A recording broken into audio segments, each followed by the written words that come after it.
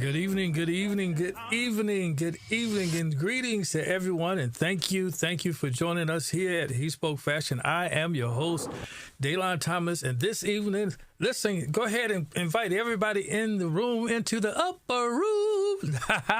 Listen, I want to initiate a discussion tonight regarding a viral post from a woman in Washington, D.C. who made notable comments about men's fashion.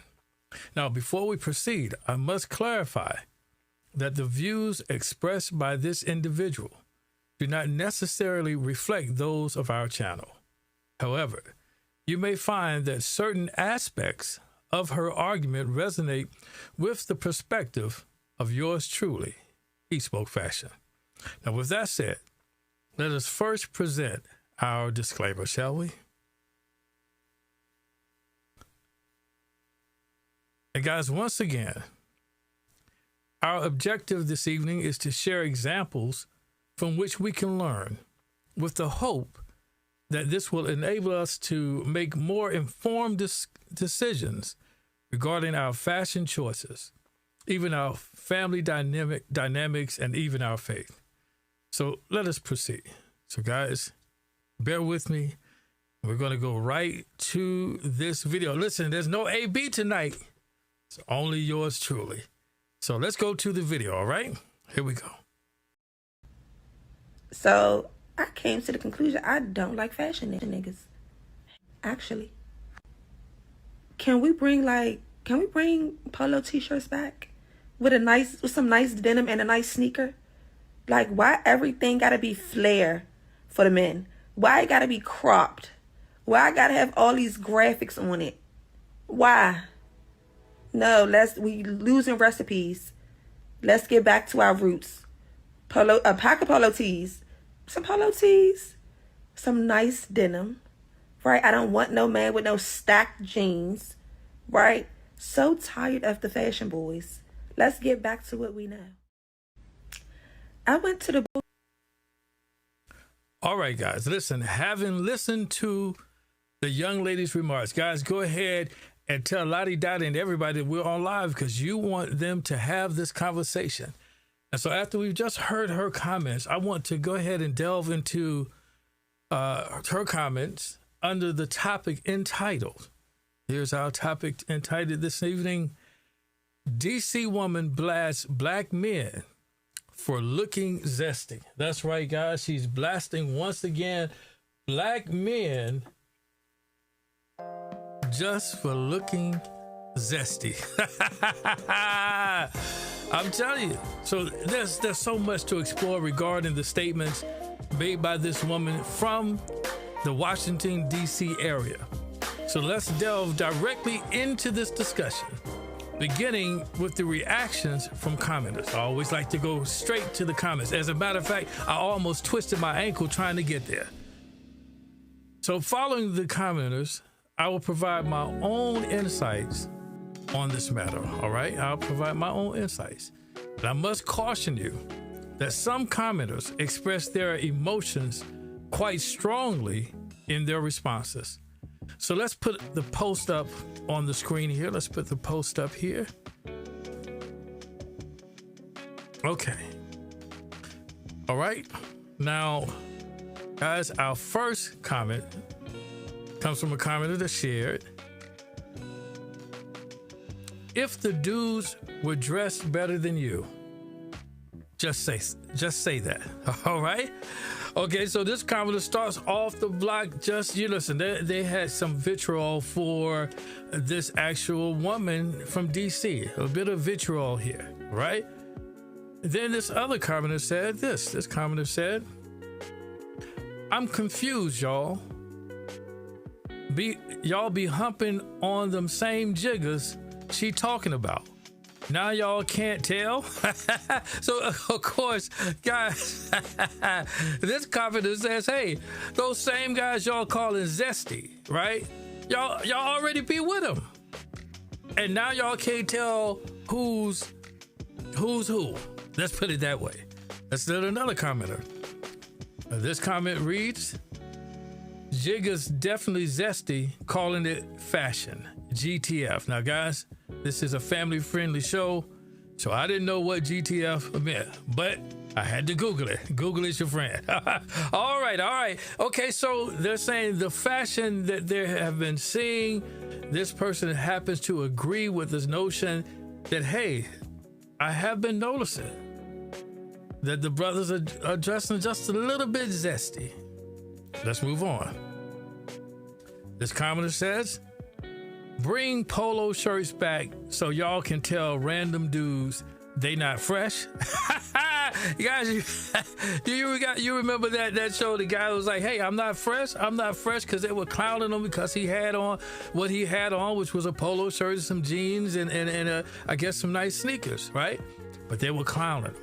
So you say, bring back the polos so y'all can do the same thing to others as y'all did to that young man. Very interesting. Let's go to another comment. This commenter here says, gay men wear polo tees and New Balance too. Moral of the story, you can't tell someone's sexuality by what they wear. Now that's a very good question. So that leads me to a question. I have a question that requires your assistance. And it is as follows. Question is here. Has the fashion of black men evolved to such an extent that it confuses observers, making it difficult for them to discern which team, wink, wink, a man represents? Come on, you guys got it. Listen, do you find it particularly challenging to discern a man's preferences simply at a glance? Now, there was a time, guys, and you may remember a time of old when a man dressed in this particular style, let's show here, dressed in this style. And this person might have been labeled a roughneck. Got a who? Got a what? Come on, y'all remember MC Light? Shout out to MC Light in the building. She had a little tumble a while ago, but you guys get it. But you know, they would have been labeled a roughneck if they had an attire like that, which would have at that time disqualified that person from being perceived as part of the alphabet community. However, these days, such appearances do not necessarily indicate that that person is not affiliated, again, with the alphabet community. Guys, you know what? It is my belief that given the current societal norms, men are increasingly encouraged to embrace their authentic selves and to express their individuality. Now, this shift allows them to blend various elements of culture, fashion, and personal taste without fear of judgment or exclusion. However, this newfound freedom of expression can sometimes, guys, if you're being honest, lead to blurred lines regarding societal expectations and norms. Now, it could be argued that this happens for both men and women, as this commenter suggests here. This commenter suggests, ladies, why everybody come out dressed like Ari or Jada Waiter? Do they make knee-alongs anymore?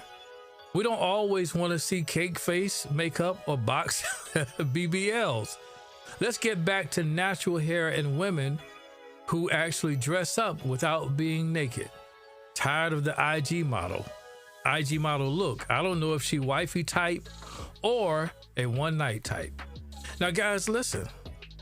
Now, that particular statement was kind of going back at the young lady. This young woman seems to advocate for a return to a time when gender distinctions in fashion and roles were more clearly defined. However, I pose a question for your consideration. Guys, I have a lot of questions, and I'm so glad that you guys are helping me out this evening with this particular show, because I have a question, and I'm sure you can answer it for me. And the question is simply this: have we advanced too far in the realms of unisex fashion and gender fluidity to consider a regression? Have we come too far to turn back now? All right, that's what I'm asking you guys. Tell me, let me hear what you think in the chat. What do you think? Now, with viral clips such as this one from the YNs in Atlanta, it may already be too late to reconsider their current trajectory in the ATL. Let's look what I'm talking about. You guys know. Up on your For You page, watch it for more than 5 seconds. Y'all, Atlanta really not real for real. Cause I don't care if you promoting a brand. Ain't no way you really going out like that, y'all. Come on. Y'all want y'all man doing that? Just come up on your For You. All right, guys, you saw it. You saw the video. Now, the burning question from TikTok. Ladies, do you really want your guy rocking that look? Fellas, talk to me. Holla at your boy. Are you vibing with the Atlanta YN style? Or do you have your own swagger that keeps your masculine vibes intact? Now, this young woman from Washington, D.C. that made this post recently expressed her preference against fashionable black men, prompting me to reflect on whether her reasoning aligns with historical perceptions that black women held regarding stylish black men. Now, of course, I'm referring back to the day when back in the day, a man who tucked in his shirt and maintained a well-groomed appearance often faced scrutiny regarding his masculinity. Now, it seems this mindset persists even today. Now, this commenter appears to resonate with that sentiment, as evidenced by their remarks when they shared this particular comment. This commenter said, "Blank, fellas, we can't even get fly now." Laugh out loud. Everything we do is suspect now. I don't listen to this, fellas. No, laugh out loud. Don't listen to this, fellas, because when they gone, they're going to be calling you champ. Holding and saving money, they call you skinny. I never heard that. You stand on what you say, they call you sassy. It'll be a better world if everyone mind their business. Now, he says something here about sassy. He said you're being sassy. Now, guys, listen, while everyone is entitled to their own opinion, I got to be truthful here. And I must express my disagreement. Let me get my sassiness down. I got to take it. Come on out of there. Wait a minute. No, honestly, I have to be honest, and I must express my disagreement with the latter part of that comment, which asserts that it will be a better world if everyone simply minds their own business. Now, this statement requires, in my opinion, further clarification. Because if minding our own business refers to refraining from meddling in others' personal choices, and then less gossip and avoiding unnecessary judgment, then I can concur that such behavior could foster greater peace and harmony. The individuals would likely feel more liberated to live authentically without fear of scrutiny. However, guys, if minding our own business implies turning a blind eye to injustice, suffering, or even wrongdoing, then the world could, in my humble opinion, in fact, become worse. Because progress is often achieved when individuals choose not to mind their own business. They intervene to stop bullying, they confront oppression, or assist those in need. Now, fellas, what do you think about this comment? This particular comment, the commenter shared here, their mission is accomplished when we begin, when we've been telling all, they've been trying to feminize black men for years. Oh my God, let me get that again. Let me read that again. It says, their mission is accomplished. We've been telling all. They've been trying to feminize black men for years. Y'all said we were crazy. Now look at it. You can't even tell the difference. Mission accomplished. Guys, I apologize. I was having a bit of trouble with that one. Guys, again, this leads me to another question. Now, guys, help me out in the chat, please. Help me out. Listen, have you already liked this video? Go ahead and like and share this video right now. Take the time. Listen, I won't charge you a dime. No, I'm kidding. It's for free. Go ahead and like and share this video. All right? So let's get ready for this question. This question that I have is simply this. To what extent can women be held accountable for the challenges surrounding men's fashion that they currently critique? All right? Can women be held accountable? Are women to blame? It seems that the last commenter lamented the same thing, that they believe that, hey, this was their mission from the beginning. Guys, historically, men's fashion has been largely dictated by traditional norms and expectation.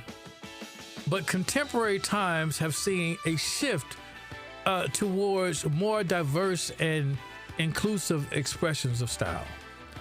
Women as consumers and sometimes as designers or influencers have in fact contributed to these changes. But I must admit that they are not solely responsible for the challenges or critiques that arise. Who bears the responsibility for this situation then? Would you attribute significant influence to fashion designers and their advocacy for gender fluid clothing? Now, I know that's maybe not a familiar term for some of you, but let me define it. Gender fluid clothing, it actually refers to styles of dress that aren't confined to traditional male or female categories. Instead, guys, it embraces fluidity, allowing people to mix, blend, or move between masculine, feminine, and neutral expressions, depending on how they feel or want to present themselves. All right? So gender fluid, this is an example. A simple way to think of it is simply this, that gender fluid clothing allows someone to dress outside fixed categories, shifting again between masculine, feminine, and neutral fashion as freely as they choose. And so this would also be considered gender fluidity, gender fluid clothing. Now, guys, this brings me to my final comment that I want to look at, which I believe encapsulates the essence of this DC woman's remarks and the evolving trajectory of fashion among certain black men. Now, this comment states,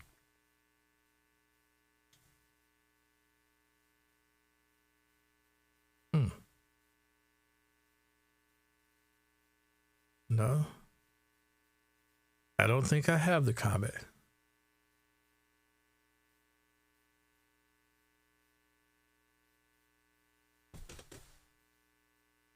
The music.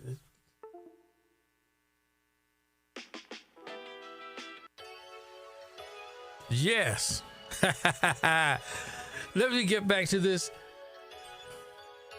The comment says, and unfortunately, I don't have the comment here, but give me a moment. Give me a moment. I may have it just yet.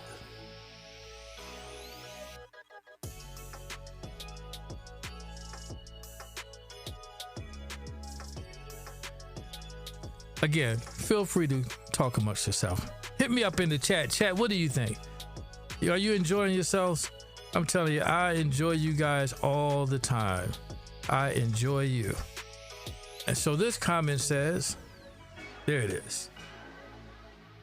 This commenter simply says this. One female said that dudes are dressing like studs. Now this.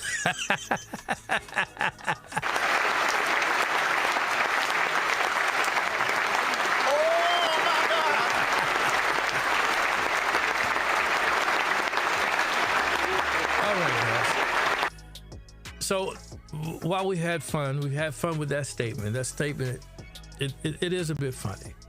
but I believe it lacks substantial truth. Simply because primarily mini studs often tend to emulate the fashion of men that they admire. For instance, if a stud seeks to embody a roughneck persona, they will simply adopt a similar style. Conversely, if they wish to represent a playboy identity, they will mirror the fashion of men that they perceive as players. Interestingly, many of what I would say the black studs, I don't know if the other ones call themselves studs, predominantly adopt, and I don't know if you guys have noticed this, but a lot of them adopt the fashion sense associated with being a roughneck. Thus, I contend that it is not necessarily men dressing like studs, but rather that men are at a crossroads where they must decide whether to let current trends that are often influenced by stylists and designers dictate their fashion choices, or they have to adhere to traditional representations of masculinity and fashion from previous eras. Now, guys, my question simply to you is, how will you choose? How will you choose? That's my question for tonight. And listen, family, we have now come to the end of the show. And I appreciate you for continuing to rock with HeSpoke Fashion. Listen, I really enjoyed you all. And I hope that you enjoyed the show as well. Now, if you like this content, please do me a favor, take the time, hit the like button, and then share this with someone else. Now, let me know what it is you think about this topic in the comment section. I'll be checking. I always respond. Now, the Urban Dictionary defines zesty. Let's get back to this topic. Zesty is defined as meaning you look snazzy and gay. Zesty. You look snazzy and gay. All right? Now, guys, listen. If that's you, do you. If that's the look you're going for, please. I believe in live and let live. All right? But I have consistently supported a statement made by one of my former colleagues. Shout out to Marcus Richardson. Shout out to Marcus Richardson. And he would always make this comment: if you don't want the label, then don't wear the clothing. All right? All right, guys, listen, that's all I have for you tonight. I want you to have a good night, good fashion, and remember, HeSpoke Fashion to you. See you next time. Hope you'll be back to join us. All right? Have a good night.